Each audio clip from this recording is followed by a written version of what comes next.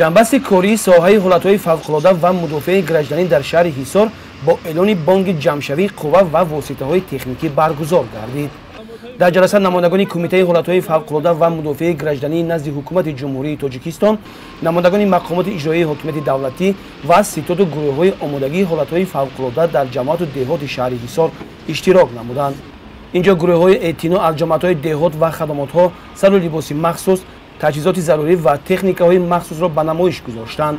бояд гуфт ки мақсади ташкил намудани комиссияҳои ҳолатҳои фавқулода ин ҳангоми бартараф намудани боронҳои пайдарпай, омадани сел ва дигар ҳолатҳои фавқулода, баланд бардоштани омодагии мақомотҳои идоракунӣ, ҳайати шахсии хадамотҳои мудофиаи гражданӣ баҳри иҷрои вазифаҳои дар пеш истодаи замони осоишта, баланд бардоштани маҳорати ҳайати шахсии ҳамаи мақомотҳо оиди масъалаҳои ҳифзи аҳолӣ ва эмин нигоҳ доштани онҳо дар вақти рух додани ҳолатҳои фавқулода, мустаҳкам намудани дониши назариявӣ ва мукаммал намудани малакаи амалии ҳайати шахсии мақомотҳои идоракунӣ мебошад.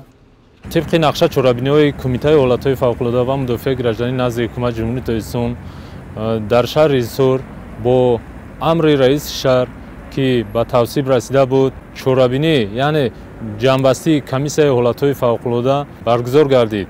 پیش از چرابینی یک نمایش تکنیکو یعنی قوا و وسایل خدمات‌های مدافع گردنی و زیرنظام‌های وظیفه‌ای و زینوی نظام یگانه دولتی شهر هیسور تشکیل کرده شد که از طرف نمایندگان کمیته حالت‌های فوق‌العاده و رئیس شهر هیسور قناعتبخش بهاگذاری کرده شد.